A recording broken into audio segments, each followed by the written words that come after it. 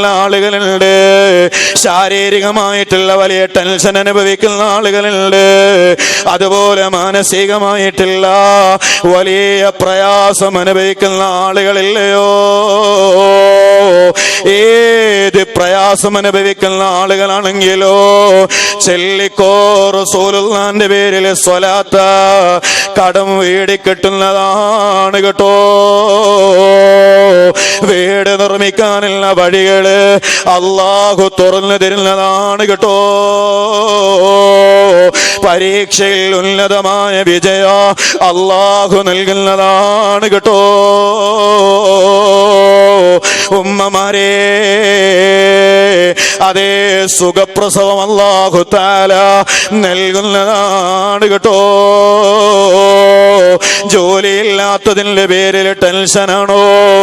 റസൂലുള്ളാഹിന്റെ പേരിൽ സ്വലാത്ത് ചൊല്ലിയാൽ അനുയോജ്യമായ ജോലി അല്ലാഹു അടുപ്പിച്ചു തരും കേട്ടോ.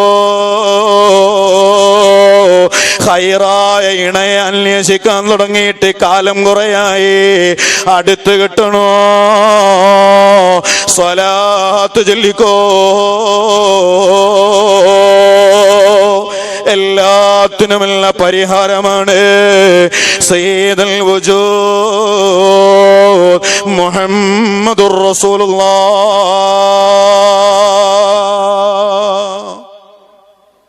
ഹബീബ് സയ്യിദുനാ മുഹമ്മദുർ റസൂലുള്ളാഹി. ഒരാ ഷൗക്കുൽ ജസീലിൽ നിന്ന് ഞാൻ പ്രതീക്ഷിച്ചൊരു സ്വലാത്ത് അതാകുന്നില്ല. സയ്യിദുനാ മുഹമ്മദുർ റസൂലുള്ളാഹി സ്വല്ലല്ലാഹു അലൈഹി വസല്ലം. അല്ലാഹു കബൂലാക്കി തരട്ടെ. ഈ മജ്ലിസിന്ന് ഗ്യാരണ്ടിയോടെ കൊണ്ടുപോകാൻ കഴിയുന്ന ഇതൊന്നു മാത്രമേ ഉണ്ടാവൂ. എത്ര സ്വലാത്ത് ചൊല്ലിയോ അത്ര കണ്ട ഖബറിൽ പ്രകാശം കൂടി കിട്ടും. അല്ലാഹു തൗഫീഖ് നൽകട്ടെ. സയ്യിദുനാ മുഹമ്മദുർ റസൂലുള്ളാഹി സ്വല്ലല്ലാഹു അലൈഹി വസല്ലം. നബി സ്വല്ലല്ലാഹു അലൈഹി വസല്ലം തങ്ങളുടെ പേരില് സ്വലാത്ത് ചൊല്ലുന്നത് എല്ലാത്തിനും പരിഹാരമാണ്. അവസാനം മഹാനവറുകൾ പറയുന്നു, വമൻ ലം യകുൻ യഫഅൽ ഫഇന്ന ദുആഹു യജിദ് ഖബ്ല അൻ യർഖാ ഇലാ റബ്ബിഹി ഹുജ്ബാ. തങ്ങളെ പേരിൽ സ്വലാത്ത് ചൊല്ലാതെ റബ്ബാകുന്ന അല്ലാഹുവിന്റെ മുന്നിലേക്ക് നീ എത്ര താണുകേണ് കൈ ഉയർത്തി ദുആ ചെയ്താലോ ആ ദുആ അല്ലാഹു സ്വീകരിക്കൂല. ആകാശ ലോകത്തേക്ക് പോലും മലക്കുകൾ അതിനെ ഉയർത്തിക്കൊണ്ടുപോകൂല.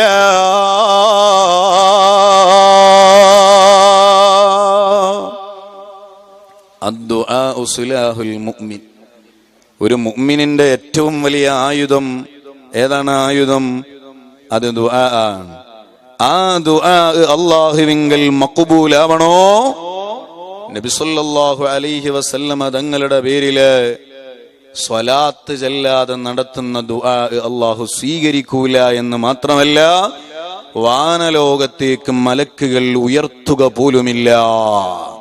ഹബീബ് മുഹമ്മദുർ റസൂലുള്ളാഹി.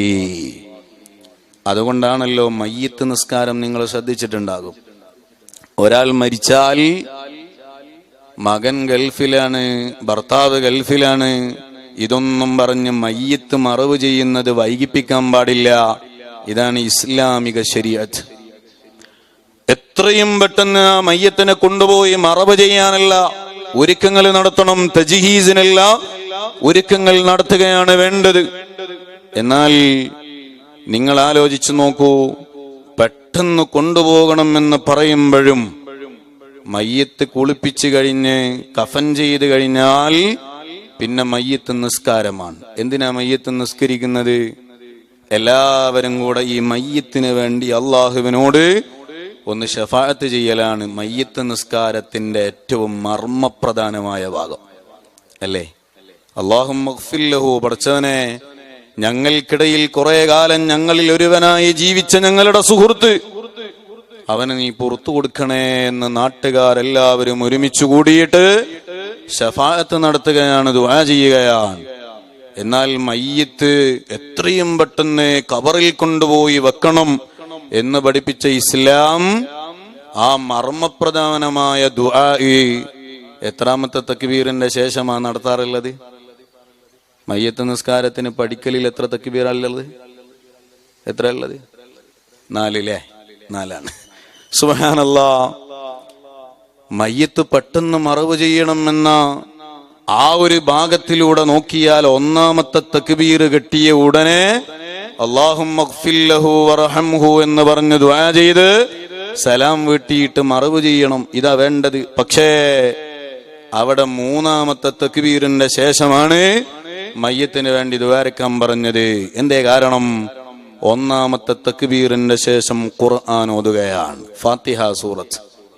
ദുആ സ്വീകരിക്കാനുള്ള ഒരു വലിയ ഘടകമാണ് അൽ ഫാത്തിഹ.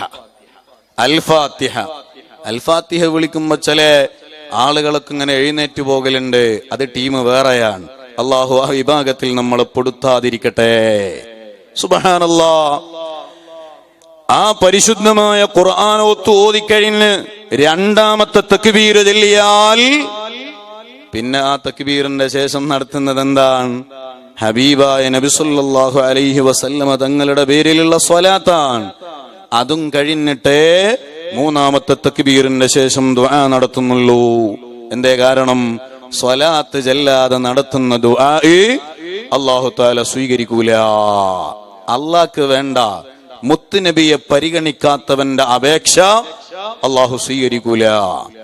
മുത്തുനബിയെ പരിഗണിക്കാത്തവനാണോ അവനെ അല്ലാഹു തആല പരിഗണിക്കൂല. ഇതാണ് നബി സല്ലല്ലാഹു അലൈഹി വസല്ലമ തങ്ങൾക്ക് അല്ലാഹു തആല നൽകിയ വലിയ ആദരവ്. മയ്യത്ത് നിസ്കാരത്തിൽ വജ്ഹത്ത് ഓതൽ സുന്നത്തുണ്ടോ? സുന്നത്തുണ്ടോ? സുന്നത്തില്ല. മയ്യത്ത് നിസ്കാരത്തിൽ വജ്ഹത്ത് ഓതൽ സുന്നത്തില്ല. വേഗം അഊദുവും ബിസ്മിയും ചൊല്ലി ഫാത്തിഹ സൂറത്തിലേക്ക് അങ്ങ് കടക്കലാണ്. അഊദു ചൊല്ലൽ സുന്നത്താണ്. അഊദു ചൊല്ലൽ സുന്നത്താണ്. വജ്ഹത്ത് പോലും ഓതേണ്ട അത്രയും തിരക്കാണ് ഈ മയ്യത്തിനെ കൊണ്ടുപോയി ഖബറിൽ വെക്കാൻ. പക്ഷേ അവിടെയും മുത്തുനബിയുടെ പേരിലുള്ള സ്വലാത്ത് അത് നിർബന്ധ ഘടകമായി പഠിപ്പിക്കപ്പെട്ടിരിക്കുകയാണ്. നബിതങ്ങളുടെ പേരിൽ സ്വലാത്ത് ചെല്ലുന്ന ആളുകളെ മാത്രമേ അള്ളാഹു പരിഗണിക്കൂ. നബി സല്ലല്ലാഹു അലൈഹി വസല്ലമ തങ്ങളുടെ പേരിൽ സ്വലാത്ത് ചെല്ലിയാൽ ലഭിക്കുന്ന ചില നേട്ടങ്ങൾ മാത്രം